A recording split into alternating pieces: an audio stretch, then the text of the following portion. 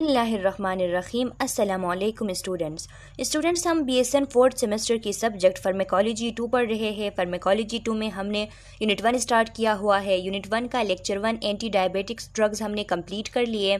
Lecture 2 जो कि thyroid anti thyroid drugs थे वो भी हमने कंप्लीट कर लिए, जो कि हमारे चैनल के प्लेलिस्ट में मौजूद है और उनका लिंक आप लोगों को इस वीडियो लेक्चर के डिस्क्रिप्शन के एंड में मिल जाएगी, वहाँ से आप स्टडी कर सकते हैं। आज का हमारा वीडियो लेक्चर इसी यूनिट के लेक्चर 3 जो कि कार्टिकोस्टेरॉइड्स है इन पे है। तो लेक्चर 3 आज के वीडियो लेक्चर में हम स्टार्ट करेंगे। वीडियो लेक्चर को स्टार्ट करने से पहले आप लोगों से छोटी सी रिक्वेस्ट है कि अगर आप हमारे चैनल लेक्चर्स बाय मुशर्रफा अजहर में नए हैं तो चैनल को सब्सक्राइब करें, बेल आइकन को प्रेस करें ताकि आने वाली न्यू वीडियो लेक्चर्स की नोटिफिकेशन आप लोगों को मिल सके, और इस वीडियो लेक्चर को लाइक ज़रूर करें। तो स्टूडेंट्स, कार्टिकोस्टेरॉइड्स की अगर बात आ जाए तो ये जो लफ्ज़ है कार्टिकोस्टेरॉइड, ये आपने सुना होगा कि हमारे बॉडी के अंदर जो हमारे किडनीज़ होते हैं वहाँ पे एक ग्लैंड होता है, उसको हम एड्रिनल ग्लैंड कहते हैं, जिसके 2 हिस्से होते हैं, एक को हम एड्रिनल कॉर्टेक्स और दूसरे को एड्रिनल मेड्यूला कहते हैं। अब जो एड्रिनल कॉर्टेक्स है वहाँ से कुछ हार्मोन्स जो है उनकी प्रोडक्शन होती है, उन हार्मोन्स को हम कार्टिकोस्टेरॉइड्स कहते हैं। कार्टिकोस्टेरॉइड्स में 3 टाइप ऑफ हार्मोन्स मौजूद होती है मेनली, जिसमें एक है ग्लूकोकार्टिकोइड्स, दूसरे है मिनरेलोकार्टिकोइड्स और जो तीसरे है वो एंड्रोजन्स है। तो अगर हम बात कर ले ग्लूकोकार्टिकोइड्स की, तो जो ग्लूकोकार्टिकोइड्स है उनका फंक्शन जो है वो ग्लूकोज के मेटाबॉलिज्म पे होता है। बहुत सारे फंक्शंस होते हैं लेकिन मेनली जो ग्लूकोकार्टिकोइड्स है उनका फंक्शन ग्लूकोज के मेटाबॉलिज्म पे होता है। और जो मिनरेलोकार्टिकोइड्स है वो फ्लूइड इलेक्ट्रोलाइट बैलेंस जो है उसको मेंटेन करते हैं। और जो एंड्रोजन्स है, एंड्रोजन्स का एंड्रोजेनिक इफ़ेक्ट होता है। एंड्रोजेनिक इफ़ेक्ट जो है वो 2 टाइप के हैं। एक रिप्रोडक्शन पे होता है कि बंदे के रिप्रोडक्शन सिस्टम के लिए उसके जो एंड्रोजेनिक इफ़ेक्ट है वो, और दूसरा इसका एनाबॉलिक इफ़ेक्ट होता है। एंड्रोजन्स का एनाबॉलिक इफ़ेक्ट होता है। एनाबॉलिक इफ़ेक्ट का मतलब ये है कि मसल्स जो है इनकी डेवलपमेंट होती है इस एनाबॉलिक इफ़ेक्ट के थ्रू। जो हमारे साथ जितने भी एंड्रोजन्स होते हैं इनके इनके जो एंड्रोजेनिक इफ़ेक्ट है उसके 2 टाइप्स है। एक रिप्रोडक्शन पे उसका असर होता है और दूसरा एनाबॉलिक इफ़ेक्ट के उसमें मसल डेवलपमेंट होती है। अब ये थे हमारे जो हार्मोन्स बनते हैं एड्रिनल कॉर्टेक्स में, उनके बारे में। अब हम जो यहाँ पे ड्रग्स पढ़ रहे हैं कार्टिकोस्टेरॉइड्स, तो ये क्यों? ये आर्टिफिशियल फॉर्म में ये ड्रग्स जो है, ये जो हार्मोन्स है जो हमारे एड्रिनल कॉर्टेक्स में बनते हैं, यही हार्मोन्स हमें आर्टिफिशियल फॉर्म में ड्रग फॉर्म में मिलते हैं, जिनको भी हम कार्टिकोस्टेरॉइड ही कहते हैं, जो कि मुख्तलिफ़ किस्म के डेक्सामीथासोन, प्रेडनिसोलोन इन सब नामों से मौजूद होते यही कार्टिकोस्टेरॉइड्स है। तो स्टूडेंट्स, आप लोगों ने कभी सुना होगा, आप लोगों की जो है ये एक्सपीरियंस रही होगी कि हम कहते हैं कि ये जो स्टेरॉइड्स ड्रग्स होते हैं ये बहुत बुरे होते हैं, ये बहुत ज़्यादा इनके एडवर्स इफेक्ट होते हैं। तो हमारी सोच इस चीज़ पे होती है, तो ऐसा नहीं है। ये जो कार्टिकोस्टेरॉइड ड्रग्स है ये असल में इतने एडवर्स इफेक्ट इनके इतने नहीं है जितने के इनके जो थेरापेटिक इफ़ेक्ट है वो है। मतलब कि अगर एक ड्रग हो और उस ड्रग के मल्टीपल इफ़ेक्ट्स हो, मल्टीपल तरीके से वो ड्रग काम कर सके, तो वो एक अच्छी ड्रग मानी जाती है। जैसे कि अगर कार्टिकोस्टेरॉइड्स की हम बात करें तो इन ड्रग्स का ये फ़ायदा होता है कि इनकी एनाल्जेसिक इफ़ेक्ट भी होती है। असल में ये होते एंटी इन्फ्लेमेटरी है। इनको हम कहते हैं कि ये स्टेरॉइडल एंटी इन्फ्लेमेटरी ड्रग्स है जिनको हम कार्टिकोस्टेरॉइड कहते हैं। तो इनका जो है एनाल्जेसिक इफ़ेक्ट भी होता है। ये क्या करते हैं, जो प्रोस्टाग्लैंडिन्स है उनके फॉर्मेशन को रोक देते हैं, तो प्रोस्टाग्लैंडिन की वजह से जो इन्फ्लेमेशन हो रही होती है और जो पेन हो रहा होता है वो बंद हो जाती है। इसके अलावा ये इम्यूनो सप्रेसेंट है, इम्यून सिस्टम की जो ओवर एक्टिविटी होती है उसको सप्रेस कर देते हैं। इसके अलावा ये स्ट्रेस को मैनेज कर देते हैं। स्ट्रेसफुल कंडीशन होती है हमारे बॉडी में, जो जितने भी फिजिकल स्ट्रेस की कंडीशन होती है या इमोशनल स्ट्रेस की कंडीशन होती है, तो उस टाइम जब बॉडी के अंदर कार्टिसोल सही तरीके से नहीं बन रही होती है तो बाहर से ये कार्टिकोस्टेरॉइड्स जो है वो दिए जाते हैं ताकि उसकी स्ट्रेस मैनेजमेंट हो सके। तो ऐसे ड्रग जिनके मल्टीपल थेरापेटिक इफ़ेक्ट्स होते हैं वो अच्छे ड्रग्स होते हैं। अब यहाँ पे जो हमारा कंसेप्ट बना होता है कि स्टेरॉइड्स जो है वो बहुत एडवर्स इफेक्ट वाले ड्रग हैं, वो जो स्टेरॉइड्स है वो एनाबॉलिक स्टेरॉइड्स है। ये जो एनाबॉलिक स्टेरॉइड्स है, जो ये लोग जो जिम वाले लोग होते हैं, जो जिम करते हैं, तो ये लोग जो है, ये जो बॉडी बिल्डर्स होते हैं, तो ये अपने मसल्स बनाने के लिए, ये मसल्स डेवलपमेंट के लिए जो स्टेरॉइड यूज़ करते हैं उन्हें एनाबॉलिक स्टेरॉइड कहा जाता है।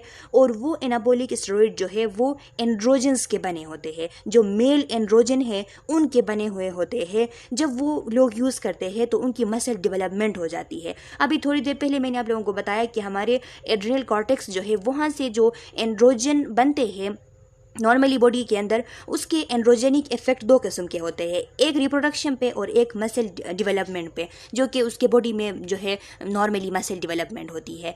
अब यही एंड्रोजन, यही मेल एंड्रोजन जो है उठा के एनाबॉलिक स्टेरॉइड बनाए जाते हैं, जिनके थ्रू ये बॉडी बिल्डर्स जो है अपने मसल्स बनाते हैं और उनके बहुत ज़्यादा एडवर्स इफेक्ट भी होते हैं। इस वजह से हमारा कंसेप्ट जो है वो ये जो हमारे साथ कार्टिकोस्टेरॉइड है, जो ग्लूकोकार्टिकोइड्स है, जैसा कि डेक्सामेथासोन वगैरह, इनके बारे में भी ये बना हुआ है कि इनके बहुत ज़्यादा एडवर्स इफेक्ट है। एडवर्स इफेक्ट तो है अपनी जगह पे, लेकिन इतने ज़्यादा नहीं जितने कि ये इनके थेरापेटिक इफेक्ट है। ये बहुत ज़्यादा मल्टीपर्पज़ के लिए यूज़ होने वाले ड्रग्स है, तो बहुत अच्छे ड्रग्स होते हैं।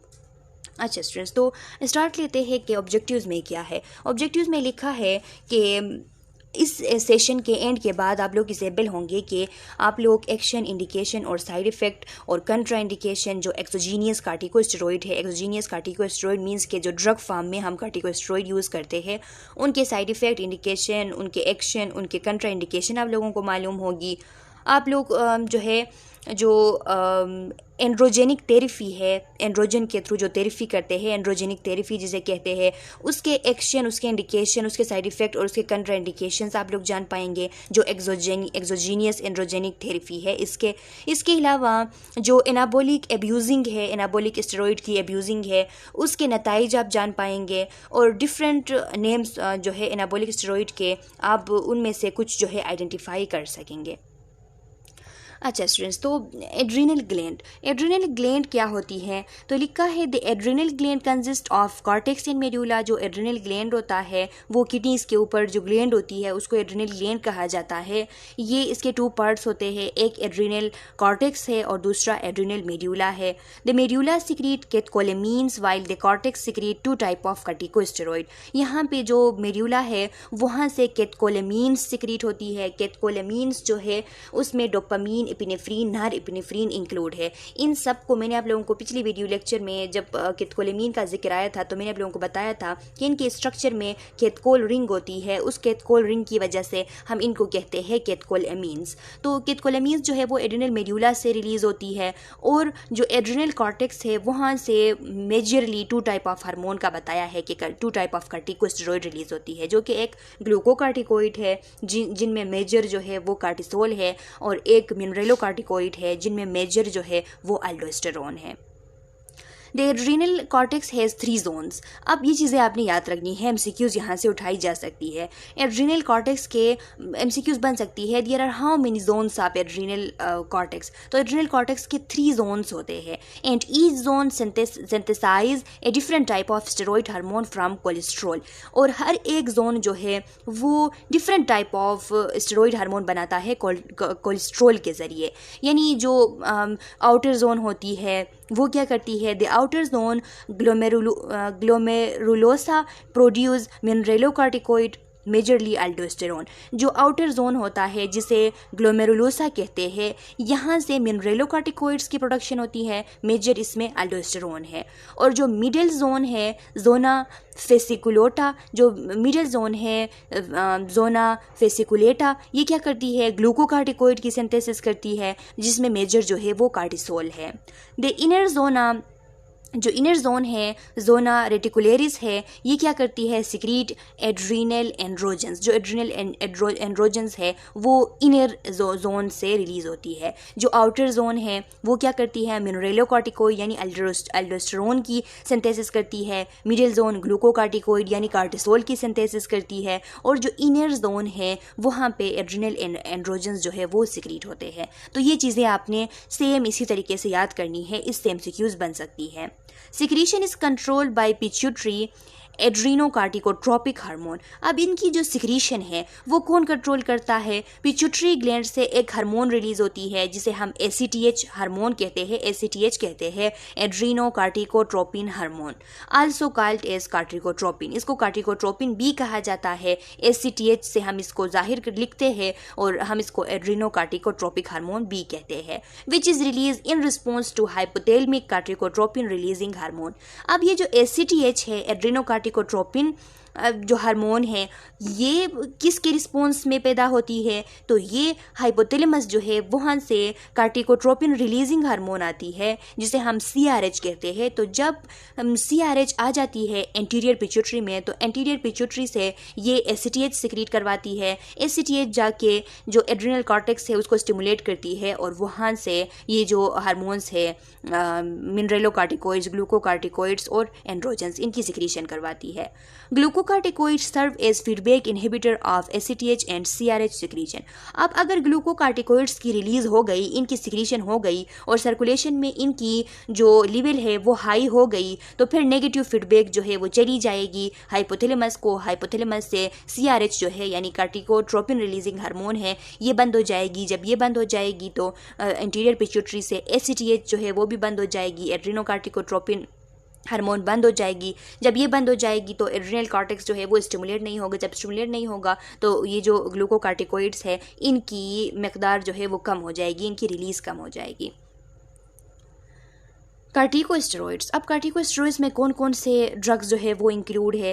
तो बीटामेथाजोन है जो कि केलिस्टोन आप कह सकते हैं या सेलिस्टोन आप कह सकते हैं, इसके नाम से आता है। कार्टिसोन है जो कि कार्टोन के नाम से आती है। डेक्सामीथाजोन है जो कि डिकाड्रॉन के नाम से आती है। हाइड्रोकार्टिसोन है जो कि कार्टिफ के नाम से आती है। मिथाइल प्रेडनिसोलोन है जो कि मेड्रोल के नाम से आती है। प्रेडनिसोलोन है जो कि प्रीलोन के नाम से आती है। प्रेडनिसोन है जो कि डेल्टासोन के नाम से आती है। और ट्राईएमाइसोनोलोन है जो कि केनाकॉर्ड के नाम से आती है या केनेलॉग के नाम से आती है। तो ये ड्रग्स आपने सही तरीके से याद करने हैं या आपको अच्छे से याद हो, ताकि अगर आपसे कोई पूछे कि कार्टिकोस्टेरॉइड्स में कौन कौन से ड्रग इंक्लूड है तो आप सही तरीके से ये नाम जो है ये ले सके। Corticosteroids are a class of steroid hormone that are produced in the adrenal cortex. Corticosteroid class of steroid hormones है जो कि adrenal cortex में बनते हैं। Corticosteroids are involved in wide range of physiologic systems such as, अब ये corticosteroid जो है वो इन्वॉल्व होते हैं मुख्तलिफ किस्म के फिजियोलॉजिकल सिस्टम में। हमारे बॉडी में इनका बहुत ज़्यादा वाइड रेंज ऑफ फंक्शंस होते हैं, जैसे कि स्ट्रेस रिस्पॉन्स, कोई फिजिकल या इमोशनल स्ट्रेस आ गई हमारे बॉडी पे। फॉर एग्जांपल बंदा जो है वो दौड़ लगा रहा है, दौड़ लगाते वक्त उसके बॉडी पे फिजिकल स्ट्रेस आ जाती है, उसको एनर्जी की नीड होती है, एनर्जी के लिए उसे ग्लूकोज चाहिए होती है। तो ये ग्लूकोज उसको देने के लिए कार्टिकोस्टेरॉइड्स जो है ये रिलीज़ होती है और ग्लूकोनियोजेनेसिस होती है जिसके through blood glucose level increase होता है और वो स्ट्रेस जो है वो उसकी मैनेजमेंट हो जाती है, वो जो बॉडी को डिमांड चाहिए होती है वो पूरी हो जाती है। तो इसलिए स्ट्रेस रिस्पॉन्स में ये रिलीज़ होते हैं। इसके अलावा इम्यून रिस्पॉन्स में इनका फंक्शन है इन रेगुलेशन ऑफ इन्फ्लेमेशन, कि इम्यून रिस्पॉन्स, इम्यून सिस्टम की जो ओवर एक्टिविटी होती है उसको ये सप्रेस रखते हैं और ये इन्फ्लेमेशन को रेगुलेट करते हैं, इन्फ्लेमेशन प्रोसेस को ये इनहिबिट करते हैं। Carbohydrate metabolism. अब कार्बोहाइड्रेट मेटाबॉलिज्म का अगर हम देख लें तो जितना भी हमारे बॉडी के अंदर कार्बोहाइड्रेट होता है उसके मेटाबॉलिज्म के लिए कार्टिकोस्टेरॉइड जो है वो रिस्पॉन्सिबल होते हैं। प्रोटीन की कैटाबॉलिज्म करते हैं, यानी प्रोटीन के लिए कैटाबॉलिक होते हैं, यानी उसकी तोड़ फोड़ कर देते हैं। ब्लड इलेक्ट्रोलाइट लेवल जो है उसको भी कुछ हद तक मेंटेन करती है। अब ये कार्टिकोस्टेरॉइड्स में आप लोगों को पता है कि इसमें मिनरेलोकार्टिकोइड्स मौजूद है, तो मिनरेलोकार्टिकोइड्स जो है वो क्या करती है, ब्लड इलेक्ट्रोलाइट लेवल्स जो है इनको मेंटेन रखती है। अब है ग्लूकोकार्टिकोइड्स। ग्लूकोकार्टिकोइड्स का अलहदा अगर हम देख लें तो इसके क्या फंक्शंस होते हैं। लिखा है cortisol is the principal human glucocorticoid. Cortisol जो है वो मेजर ह्यूमन ग्लूकोकार्टिकोइड है, इसे हम प्रिंसिपल ह्यूमन ग्लूकोकार्टिकोइड भी कहते हैं, यानी मेजर हार्मोन है ग्लूकोकार्टिकोइड्स में से। Normally its production is diurnal. Normally जो कार्टिसोल है इसकी प्रोडक्शन डायूर्नल होती है। डायूर्नल का मतलब ये है कि दिन के वक्त जो है सुबह सवेरे इसकी जो सिक्रीशन है वो पीक लेवल पे होती है, और कुछ जो है स्मॉल पीक लेवल पे ये आफ्टरनून पे भी रिलीज़ होती है। लेकिन रात के टाइम जब रेस्ट का टाइम होता है तो ये जो है इतना रिलीज़ नहीं होता, ये इसकी रिलीज़ जो है वो बंद हो जाती है। अब देखिए लिखा है कि production is diurnal with a peak early in the morning. Peak level पे कब होती है? अर्ली इन द मॉर्निंग होती है, फॉलोड बाय ए डिक्लाइन, फिर उसमें थोड़ा कमी आती है, and then a secondary smaller peak in late afternoon, और फिर सेकेंडरीली स्मॉलर पीक लेवल में लेट आफ्टरनून में सिक्रीट होती है। Factors such as stress and level of the circulating steroid influence secretion. अब इसकी सिक्रीशन को इन्फ्लुएंस कौन करते हैं? जैसे कि कोई स्ट्रेस आ गया, स्ट्रेस लेवल अगर बॉडी में हाई हो रही है, चाहे वो फिजिकल स्ट्रेस हो या इमोशनल स्ट्रेस हो, जो भी हो, उस टाइम इसकी रिलीज ज़्यादा होती है। और अगर सर्कुलेटिंग स्टेरॉइड जो है उनकी लेवल डिक्रीज आती है, तब इनकी सिक्रीशन जो है वो इंक्रीज होती है एड्रिनल कॉर्टेक्स से। यानी सर्कुलेटिंग मींस के सर्कुलेशन में ब्लड में अगर ग्लूकोकार्टिकोइड जो है, कार्टिसोल जो है, इसकी ब्लड में अगर मकदार कम हो गई तो फिर एड्रिनल कॉर्टेक्स से इसकी रिलीज हो जाती है। ये फीडबैक चला जाता है और उसकी हाइपोथैलेमस से कार्टिकोट्रोपिन रिलीजिंग हार्मोन जो है वो रिलीज़ होती है, वो एसीटीएच को रिलीज़ करवाती है। एसीटीएच एड्रिनल कॉर्टेक्स में आती है, वहाँ से फिर ये जो है कार्टिकोस्टेरॉइड रिलीज़ होती है, जिनमें ग्लूकोकार्टिकोइड और ग्लूकोकार्टिकोइड में कार्टिसोल जो है वो मौजूद होती है। तो इस तरीके से इनकी सिक्रीशन होती है, नॉट स्टोर्ड। ये स्टोर्ड नहीं होते, यानी जैसे ही बनते हैं रिलीज़ हो जाते हैं, इनकी स्टोरेज नहीं होती। Rate of synthesis is equal to rate of release, यानी जितने मकदार में सिंथेसिस हुए उसी मकदार में ये रिलीज़ हो जाते हैं, यानी ये स्टोर्ड नहीं होते। ये बात आपने याद रखनी है। Major pulses occur early in the morning and after meal, और जो इसकी मेजर सिक्रीशन होती है वो सुबह सवेरे, और फिर जब हम कुछ खाते हैं आफ्टर मील, जब हम कोई फूड लेते हैं तो उसके बाद भी ये जो है इसकी सिक्रीशन हो जाती है। Glucocorticoid such as cortisol control carbohydrate, fat and protein metabolism. अब ग्लूकोकार्टिकोइड में से जैसा कि कार्टिसोल है, तो इनका काम क्या है? ये कार्बोहाइड्रेट के, फैट के और प्रोटीन के मेटाबॉलिज्म को कंट्रोल में रखती है। And are anti inflammatory by preventing phospholipid release. और ये क्या है? ये एंटी इन्फ्लेमेटरी है क्योंकि ये फास्फोलिपिड जो है उनके रिलीज को प्रिवेंट करती है, फास्फोलिपिड को ये रिलीज होने नहीं देती। अब फास्फोलिपिड से क्या होता है?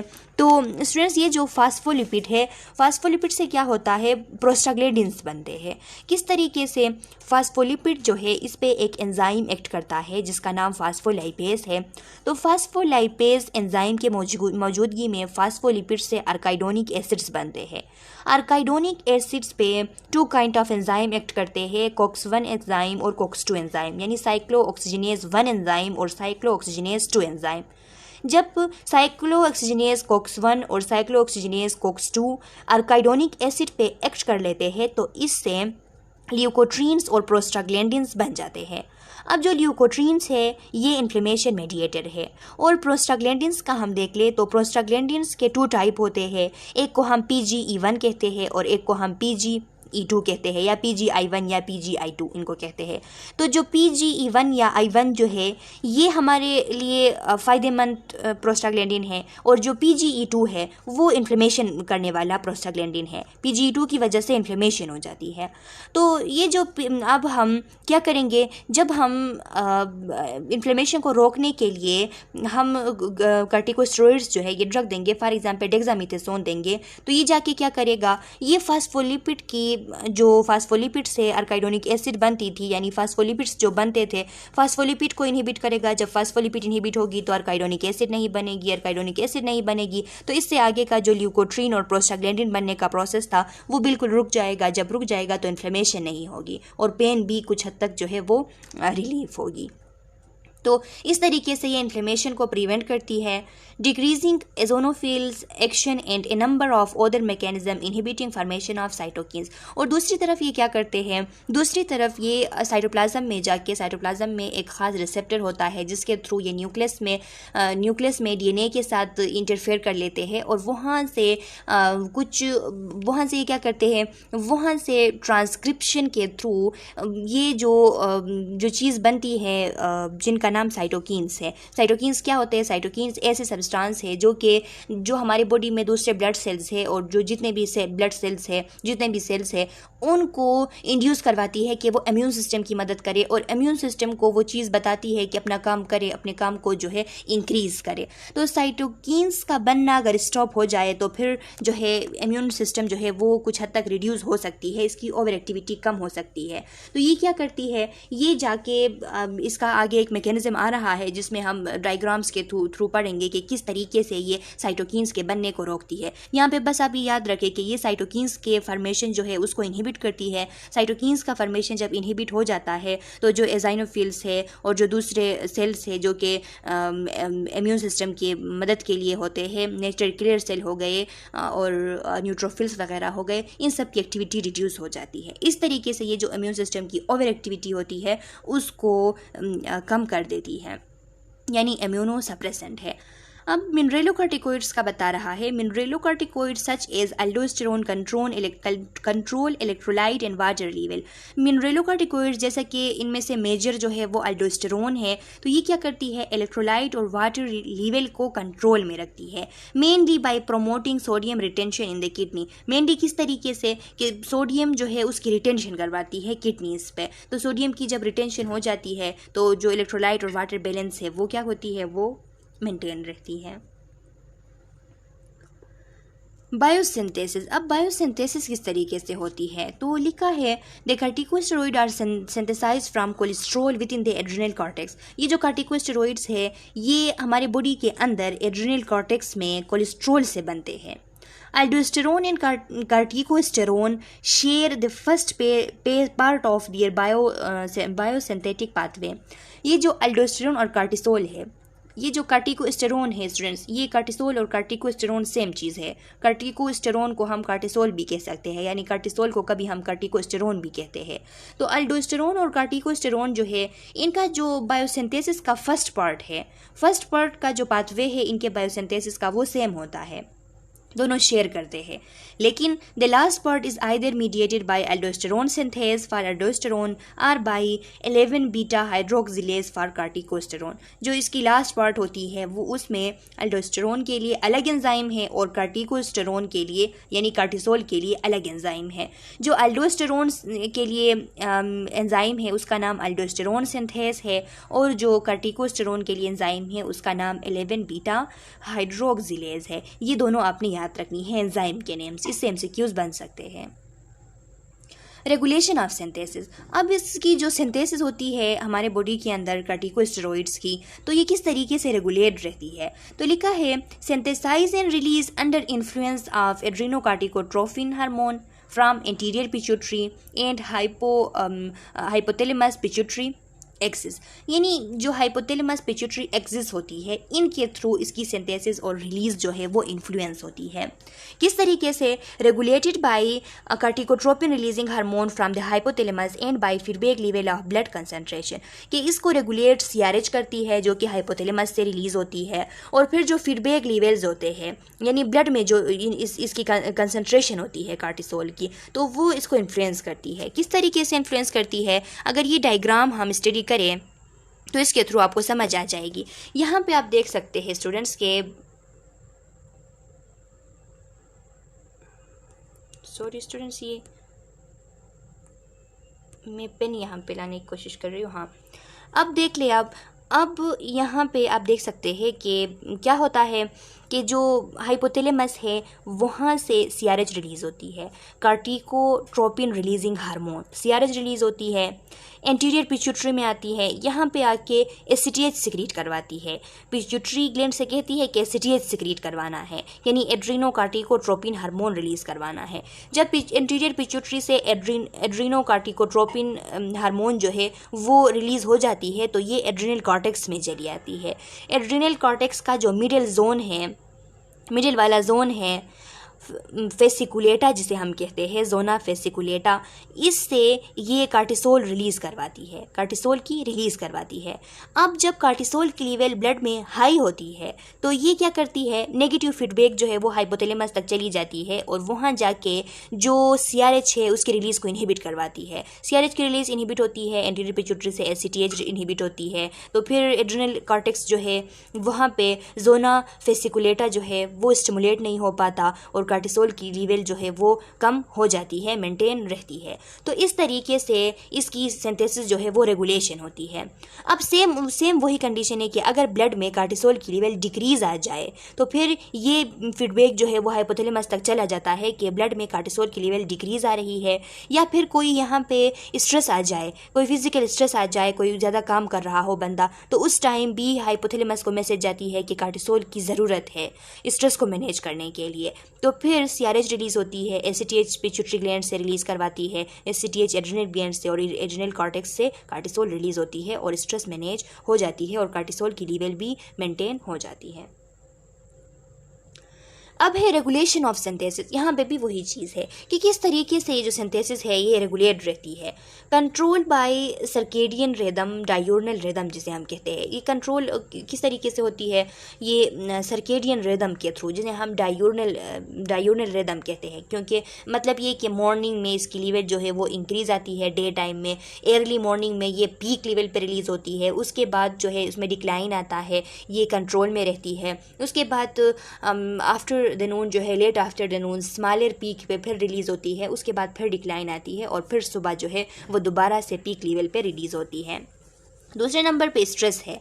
स्ट्रेस फॉर एग्जांपल अगर हाइपोग्लाइसीमिया हो गया, हाइपोग्लाइसीमिया की कंडीशन आ गई, हाइपोग्लाइसीमिया हो गया, या कोई फिज़िकल स्ट्रेस आ गई। फिज़िकल स्ट्रेस मीन्स कि यहाँ पे इस बंदे को देख ले कि ये बंदा जो है ये दौड़ रहा है यानी रन कर रहा है। तो रन करने से क्या होता है, रन करने से इसकी फिज़िकल स्ट्रेस है, फिज़िकल स्ट्रेस से क्या होता है, हाइपोथैलेमस तक मैसेज जाती है। हाइपोथैलेमस मैसेज इस तरह जाती है कि हाइपोथैलेमस से डिमांड होती है कि बॉडी पे क्या है, स्ट्रेस किसे कहते हैं, कि जब हमारे बॉडी से जो डिमांड होती है वो उनकी डिमांड जो है बॉडी की बढ़ जाए तो उसको हम स्ट्रेस कहते हैं। तो फिज़िकल स्ट्रेस आ गई, डिमांड बढ़ गई बॉडी की, तो ये मैसेज हाइपोथैलेमस पे जाती है। हाइपोथैलेमस से जो कार्टिकोट्रोपिन रिलीजिंग हार्मोन है वो एंटीरियर पिट्यूटरी में आती है, एंटीरियर पिट्यूटरी से ये ACTH सिक्रीट करवाती है, तो ACTH जो है वो एड्रिनल कॉर्टेक्स में आती है, एड्रिनल कॉर्टेक्स से ये कार्टिसोल जो है वो रिलीज़ करवाती है। कार्टिसोल कहाँ जाती है, हमारे बॉडी सेल्स में जाती है। कार्टिकोस्टेरॉइड्स यानी कार्टिसोल जब हमारे बॉडी सेल्स में जाती है तो इनके थ्रू क्या होता है, ग्लूकोनियोजेनेसिस होती है। तो ग्लूकोनियोजेनेसिस जब होती है तो ग्लूकोज की अमाउंट ब्लड में ज़्यादा होती है, जिसके थ्रू हमें जो एनर्जी चाहिए होती है वो मिल जाती है और ये फिज़िकल स्ट्रेस जो है वो ये रिलीव हो जाती है। इस तरीके से इसकी जो रिलीज़ है वो कंट्रोल में होती है, वो रेगुलेट रहती है। यहाँ पे आप देख ले दूसरे साइड में कि क्या होता है कि जब भी कोई स्ट्रेस आती है, फिज़िकल स्ट्रेस हो गया, इमोशनल स्ट्रेस हो गई, या हाइपोग्लाइसीमिया हो गया, या कोल्ड एक्सपोजर हो गया, या पेन हो गया, तो इस टाइम ये जितने भी चीज़ें हैं सब स्ट्रेस में आती है। तो ये स्ट्रेस क्या करवाती है, ये पॉजिटिव फीडबैक देती है हमारे हाइपोथैलेमस को कि बताती है कि हमें जो है कार्टिसोल चाहिए होती है। साथ में सर्केडियन रेगुलेशन को देख ले कि सुबह का जब टाइम होता है अर्ली मॉर्निंग, तो सर्केडियन रेगुलेशन आके इसको हाइपोथैलेमस को फीडबैक देती है कि कार्टिसोल चाहिए। तो फिर क्या होता है, कार्टिसोल जो है वो रिलीज़ हो जाती है। सॉरी स्टूडेंट्स, कार्टिसोल चाहिए होती है, ये कहते हैं सर्केडियन रेगुलेशन और स्ट्रेस। जब हाइपोथैलेमस से ये कहते हैं तो हाइपोथैलेमस से कार्टिकोट्रोपिन रिलीजिंग हार्मोन CRH जो है ये रिलीज़ हो जाती है। आके कहाँ आती है, एंटीरियर पिट्यूटरी में आती है। एंटीरियर पिट्यूटरी से कहती है कि ACTH सिक्रीट करवाए, तो यहाँ पे एंटीरियर पिट्यूटरी जो है ACTH सिक्रीट करवाती है। जब ACTH जो है वो एड्रिनल कॉर्टेक्स में आती है तो इसको पॉजिटिव फीडबैक देती है, यानी इससे कहती है कि कार्टिसोल की प्रोडक्शन हो जाए। तो एड्रिनल कॉर्टेक्स जो है यहाँ से ग्लूकोकार्टिकोइड बनते हैं जिसमें मेजर कार्टिसोल है। तो ये कार्टिसोल जब बन जाती है तो जो हमारा काम हमें चाहिए होता है इस फिज़िकल स्ट्रेस को मैनेज करने के लिए, या जो भी हो, हाइपोग्लाइसीमिया को, पेन को, जो भी हो, जो भी स्ट्रेस हो, इसको मैनेज करनी है, वो काम हो जाता है और ब्लड में कार्टिसोल की लेवल इंक्रीज़ हो जाती है। जब ब्लड में कार्टिसोल की लेवल इंक्रीज़ हो जाती है तो इससे नेगेटिव फीडबैक चला जाता है हाइपोथैलेमस में और एंटीरियर पिट्यूटरी दोनों में। आप देख सकते हैं कार्टिसोल की हाई लेवल की वजह से नेगेटिव फीडबैक हाइपोथैलेमस में भी जा रही है, at a time anterior pituitary में भी जा रही है। तो हाइपोथैलेमस में जाएगी तो CRH जो है ये इनहिबिट होगी, और यहाँ पे एंटीरियर पिट्यूटरी में जाएगी तो SCTH जो है वो इनहिबिट हो जाएगी। तो जब ये दोनों इनहिबिट हो जाएंगे तो इसकी लेवल ब्लड में दोबारा से लो हो जाएगी, यानी मेंटेन हो जाएगी। इसके अलावा एक और बात यहाँ पे है कि SCTH की जब रिलीज़ होती है और ये पीक लेवल पे रिलीज़ होती है SCTH, तो ये भी इसी टाइम से एक तो साइड पे जा रही है एड्रिनल कॉर्टेक्स में, कि वहाँ पे जाके एड्रिनल कॉर्टेक्स को कहती है कि यहाँ पे कार्टिसोल बन जाए, साथ में वापस जो है नेगेटिव फीडबैक हाइपोथैलेमस को भी बंद कर भेज देती है कि कार्टिसोल रिलीज़ हो गई है तो CRH जो है वो बंद करवाए। तो इसी SCTH के रिलीज़ होते वक्त ही ये जो हमारा एड्रिनल कॉर्टेक्स है इसको मैसेज बन जाता है कि कार्टिसोल बनाए, और हाइपोथैलेमस को मैसेज बन जाता है कि कार्टिसोल बन गई है, बस CRH जो है वो बंद करवाए। तो इस तरीके से ये चीज़ जो है रेगुलेट रहती है। अब आप ये कभी नहीं भूलेंगे अगर आप इसको सही तरीके से गौर से सुनेंगे, और ये बहुत ज़रूरी है आप लोगों के लिए इसको समझना, क्योंकि इसको आप समझ गए तो आगे जाके जो ड्रग्स है उनके मैकेनिज़्म ऑफ एक्शंस को आप लोग समझ पाएंगे। तो स्टूडेंट्स काफ़ी है यहाँ तक, ये जो कंसेप्ट्स यहाँ तक जितने भी कंसेप्ट्स है ये आप माइंड में सेट कर ले। नेक्स्ट वीडियो लेक्चर में हम ग्लूकोकार्टिकोइड्स जो ड्रग है उनके मैकेनिज्म ऑफ एक्शन स्टार्ट करेंगे। मैं उम्मीद करती हूँ कि यहाँ तक आप लोगों को समझ आ गई है। अगर फिर भी कोई मसला है, कोई कन्फ्यूजन है तो कमेंट सेक्शन में अपना क्वेश्चन डाल ले। मैं नेक्स्ट वीडियो लेक्चर में आप लोगों के क्वेश्चन का आंसर करूँगी। तब तक के लिए अल्लाह हाफिज़।